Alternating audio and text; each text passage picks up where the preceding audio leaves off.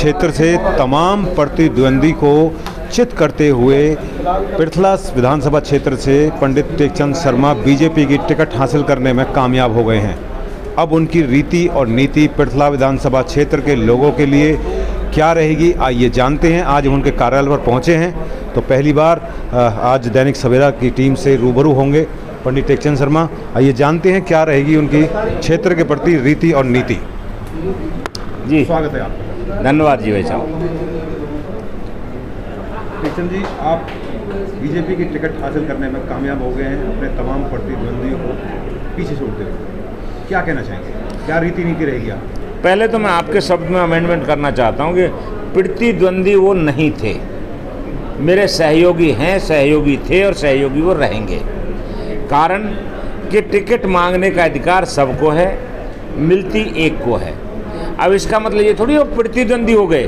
प्रतिद्वंदी सब तो ऐसा लगता है प्रतिद्वंदी है हमारे कांग्रेस, और कोई हमारी प्रतिद्वंदी यहाँ पर नहीं है, क्योंकि और पार्टियों में बेचारे में पहले ही दम नहीं है।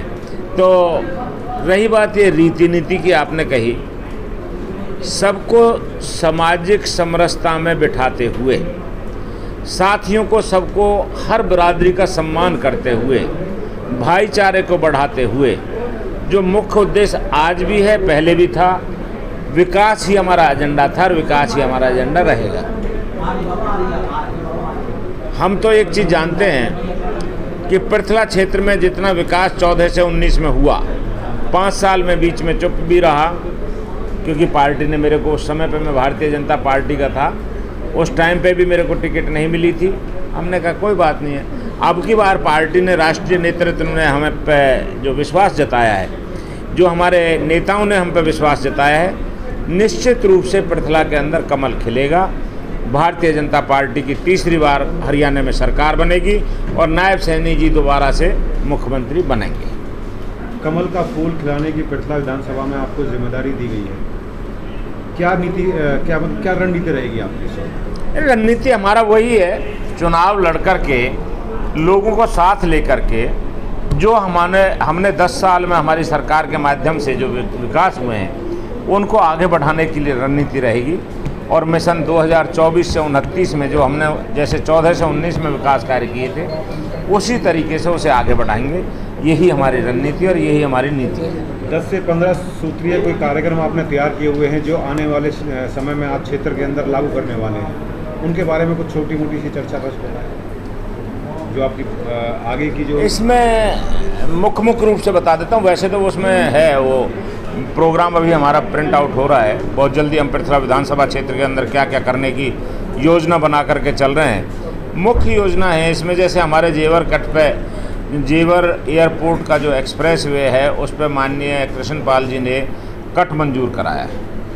अब कट मंजूर होने से हमें डेली तो एयरपोर्ट से जाना नहीं है, जब तक वहाँ पे उसको डी कंट्रोल एरिया नहीं घोषित कराएंगे। जैसे आपका पृथला है, दूधौला है, बघौला है, ततारपुर है, देवली है, इसी तरीके से वहाँ इंडस्ट्रीज़ लगें।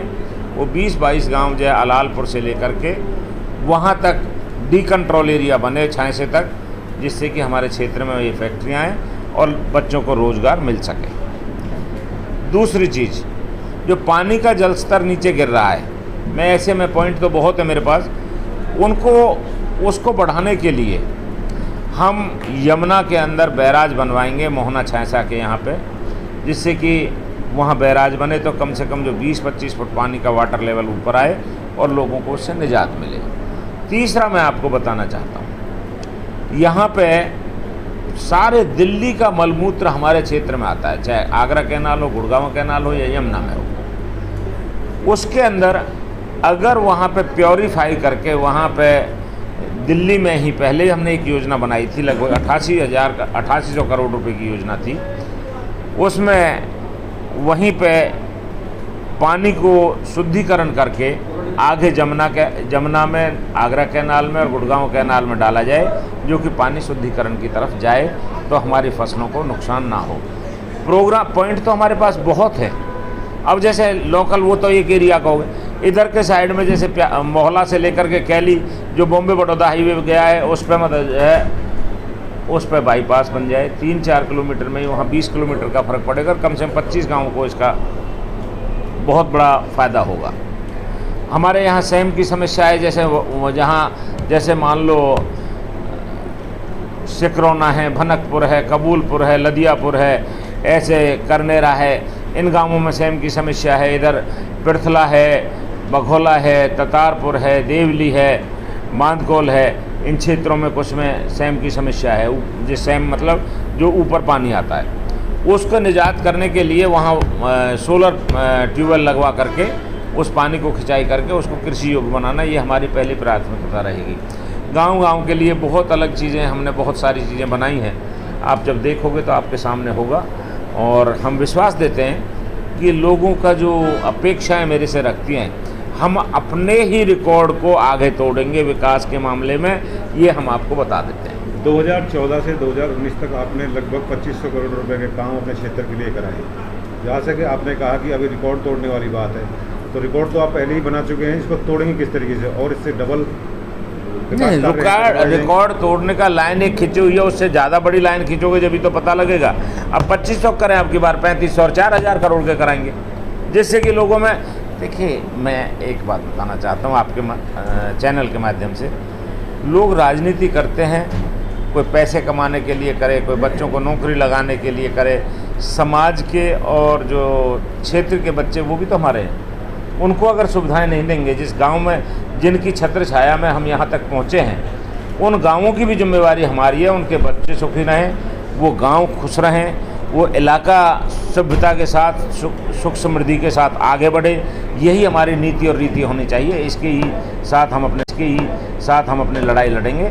और वादा है कि आपके माध्यम से जब 8 तारीख को रिजल्ट आएगा तो भारतीय जनता पार्टी। कब नॉमिनेशन कर रहे हैं आप? मैं 10 तारीख को प्रातः 8 बजे अपने कार्यालय पे 8 से 9 हवन रहेगा, और 9 से 10 मेरे सामने ही देवांश जो गार्डन है वहाँ पे एक कार्यकर्ताओं की मीटिंग होगी। उसके बाद वहीं से सब दल बल के साथ 12 सेक्टर में नामांकन करने के लिए जाएंगे। तो उसमें आपके चैनल के माध्यम से भी अपील है कि अधिक से अधिक संख्या में पहुँच करके उस नामांकन में मेरा सहयोग करें। आपके सहयोगी हैं जो यहाँ के बीजेपी के टिकट मांगने वाले दीपक डागर, वो आरोप लगाते हैं आप बाहरी हैं, आपको हक नहीं है यहाँ से लड़ने का, आप कहीं और से आए हैं, इस तरीके की तमाम बातें कह रहे हैं, तो क्या कहेंगे आप? मैं इन चीज़ों का जवाब देना मेरे हिसाब से अच्छा नहीं। जब विधायक इन लोगों ने 5 साल मेरे को बना दिया, 2007 से मेरा वोट यहाँ पे है, 27 साल से मैं वैसे इसी क्षेत्र में रह रहा हूँ। आज वो कहें, आज से पहले वो पार्षद का चुनाव लड़ने की बात करते थे, उनसे ये पूछ के देखिए, उनका गांव भी उस वार्ड में नहीं था, वो जिस वार्ड से चुनाव लड़ने की बात कर रहे थे। और वहाँ तो ये बात तो वहाँ पे भी इम्प्लीमेंट होती थी। बाकी इन बातों का कोई जवाब नहीं होता। मैं आपको बताना चाहता हूँ, वो भाई है हमारा, उसे समझाएंगे। अभी गुस्से में है, इसलिए उसको गुस्से को ठंडा करेंगे। तो ये थे पिरथला से बीजेपी के उम्मीदवार टेकचंद शर्मा, जिन्होंने बेबाकी से तमाम सवालों के जवाब दिए और बताया कि अब की बार जो विकास के कार्य हैं, जो पिछले कार्यकाल में 2500 करोड़ थे, अब की बार 3500 और 4000 करेंगे। और तमाम जितने भी चाहे दूसरी जाति के हैं, चाहे किसी भी क्षेत्र से हैं या अपने उससे आए हुए यहाँ पे लोग हैं, तमाम लोगों को भाईचारे से अपने साथ मिलाकर रखेंगे और क्षेत्र को आगे बढ़ाएंगे। दैनिक सवेरा के लिए पिरथला विधानसभा क्षेत्र फरीदाबाद से सुनील चौहान।